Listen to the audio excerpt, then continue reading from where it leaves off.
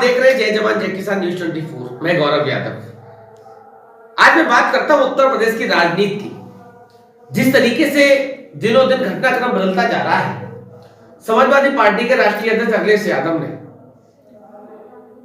आप देख रहे हो जौनपुर का जो सीन था, मैंने पिछले 3 दिन पहले देखा था, और जौनपुर के अगले दिन जो घटनाक्रम हुआ उसने उत्तर प्रदेश की राजनीति में अलग सा भूचाल ला दिया है। और भूचाल क्यों लाया? अचानक से शिवपाल सिंह यादव, प्रसपा के राष्ट्रीय अध्यक्ष, और अखिलेश यादव के चाचा प्रगतिशील समाजवादी पार्टी के कार्यालय पे एक मीटिंग कर रहे थे।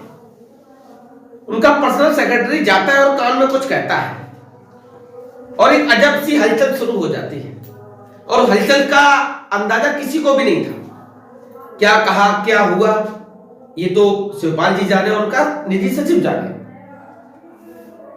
पूरे प्रगतिशील समाजवादी पार्टी के कार्यालय का घटनाक्रम बदल गया, क्योंकि अखिलेश यादव के आवास से चंद कदम की दूरी पे, 100 मीटर, 150 मीटर, 200 मीटर की दूरी पे शिवपाल यादव जी का आवास भी है। अचानक से अखिलेश यादव जौनपुर का रोड शो समाप्त करने के बाद जिस तरीके से अपने चाचा और प्रगतिशील समाजवादी पार्टी के राष्ट्रीय अध्यक्ष शिवपाल सिंह यादव जी के घर पहुंचते हैं, अखिलेश जी शिवपाल जी के घर पहुंचे। सूत्रों के मुताबिक पता यह भी चला है कि दोनों के बीच भावुकता का पल भी आया। अखिलेश यादव ने शिवपाल यादव जी के पैर छुए, और पैर, क्योंकि चाचा भतीजे का रिश्ता बहुत ही मजबूत माना गया है। वहां पे उपस्थित उनकी पत्नी सरला यादव, उनकी पुत्री अलका यादव, पीसीएफ के चेयरमैन अंकुर यादव। एक अजीब माहौल, गमगीन, भावुकता का पल, क्योंकि चाचा भतीजे का मिलन हुआ, और जिसका इंतजार हर समाजवादी, और वही क्षण, वही पल आपने देखा जिस तरीके से दोनों कार्यालयों के बाहर भावुकता का माहौल नजर आया। कार्यकर्ताओं में अजब सा उत्साह, चाहे वो प्रसपा के हो, चाहे वो सपा के हो। चाचा भतीजा जिंदाबाद, चाचा भतीजा जिंदाबाद के नारे लगा रहे थे। जिस समय अखिलेश यादव जी शिवपाल यादव जी के घर के अंदर मौजूद थे, राजेंद्र चौधरी राष्ट्रीय प्रवक्ता समाजवादी पार्टी, किरणमय नंदा राष्ट्रीय उपाध्यक्ष जैसे नेताओं को घर के बाहर रखा। और क्यों रखा? क्योंकि वो एक गोपनीयता थी। सूत्रों का कहना यह भी है कि अखिलेश यादव ने पूरा एजेंडा सरकार बनाने का 2022 में शिवपाल यादव जी के सामने पेश किया, और 95% शिवपाल यादव जी ने सहमति भी दे दी। अखिलेश यादव जी के लिए शिवपाल यादव जी की चाय भी बनाई गई, और कहीं नहीं चाय की चुस्कियों के साथ वर्तमान में भारतीय जनता पार्टी के और देश के प्रधानमंत्री नरेंद्र मोदी, जो अपने आप को चाय वाला कहते हैं, उस चाय वाले से मुकाबला करने के लिए उन चाय की चुस्कियों पे चर्चा भी हुई। और उस चर्चा का जो रिजल्ट आएगा वो तो आने वाला विधानसभा चुनाव बताएगा। लेकिन हाँ, कहीं ना कहीं जिस बात का हर समाजवादी इंतजार कर रहा था, जिस क्षण का, जिस पल का, वो क्षण कहीं ना कहीं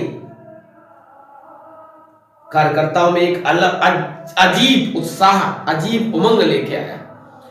उसके चंद घंटों बाद शिवपाल यादव मुलायम सिंह यादव जी से मिलने पहुंचे, जो कि उत्तर प्रदेश के पूर्व मुख्यमंत्री, देश के पूर्व रक्षा मंत्री रहे हैं, सेना के लिए अभूतपूर्व कार्य भी किए हैं। मिलने पहुंचे। हमें आशा है, उम्मीद है कि विधानसभा का चुनाव इस बार उत्तर प्रदेश की दिशा और दशा को बदलने का काम करेगा, और उसी के साथ साथ 2024 में जो लोकसभा का चुनाव होगा वो भी एक निर्णायक भूमिका में होगा। वक्त, क्योंकि स्थिति बहुत ही खराब है। अब देखो, किसानों की बात करूंगा तो पिछले 1.5 साल किसानों ने आंदोलन करा। क्यों करा? सरकार बिल लाई थी 3, और क्यों? वो बिल मंजूर नहीं थे। किसान, मैंने भी देखा है किसान की जो दुर्दशा। अभी पिछले साल की बात है, आज धान की फसल तैयार हुई, और पिछले साल जो धान की फसल तैयार हुई थी, किसान पराली जलाने के नाम पर किसानों पे मुकदमे लिखे गए। इतनी संवेदनशील सरकार, मैनपुरी जिले के किसनी थाने का इंस्पेक्टर किसान को कॉलर पकड़ के थाने के अंदर डाल देता है, और आज जब चुनाव आ गए तो किसानों को मुकदमे वापस ले लिए।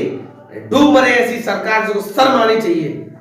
कि किसान इस देश का अन्नदाता है और था और रहेगा, क्योंकि जवाहरलाल नेहरू ने, पंडित जवाहरलाल नेहरू और लाल बहादुर शास्त्री ने एक नारा दिया था, जय जवान जय किसान। क्योंकि किसान और जवान इस देश की आन बान और शान है। मैं एक ही बात कहना चाहता हूं कि इस बार उत्तर प्रदेश का चुनाव, जनता से भी अपील है, जनता से भी निवेदन है कि जाति पाति धर्म भेद भाव से ऊपर उठकर विकास में हो तो बेहतर होगा। जहां किसानों की बात हो, नौजवानों की बात हो, युवाओं की बात हो, बेरोजगारों की बात हो। आप जिस तरीके से देख रहे हो इस समय किसान परेशान है, नौजवान परेशान है। इस सरकार में आज तक, वर्तमान की भाजपा सरकार में 4.5 साल पूर्ण होने के बाद आज तक कोई भर्ती संपूर्ण नहीं हो सकी। पिछले हफ्ते क्या है उसमें बिहार के भारतीय जनता पार्टी के विधायक का भाई का कनेक्शन निकला। अभी 2 दिन पहले सीटेट का पेपर लीक करा दिया गया, और सीटेट का पेपर ये आम अमुक छोटी बात नहीं है, ये सोचने वाली बात है कि किस तरीके से युवाओं, पढ़े लिखे बेरोजगारों के साथ भद्दा मजाक है। शर्म आनी चाहिए थी सरकार। मैं आशा है, उम्मीद है इस बार का उत्तर प्रदेश का चुनाव जाति पाति धर्म भेद भाव से ऊपर उठकर सर विकास के मुद्दे पर चुनाव होना चाहिए, जिससे कि हमारी भारत की एक पहचान थी और हिंदुस्तान को सोने की चिड़िया कहा जाता था। आज शर्म महसूस होती है कि हमारी तुलना पाकिस्तान से होने लगी। क्यों? सिर्फ राजनीति की वजह से। यह स्वीकार है और यह संभव है कि हमारी तुलना अगर पाकिस्तान से होगी तो ऐसे राजनेताओं को शर्म आनी चाहिए। आज के लिए बस इतना ही। हमारे चैनल को पल पल की खबरों को देखने के लिए शेयर और सब्सक्राइब करें। बहुत बहुत धन्यवाद। पल पल की खबरों को देखने के लिए चैनल को लाइक, सब्सक्राइब और शेयर जरूर करें।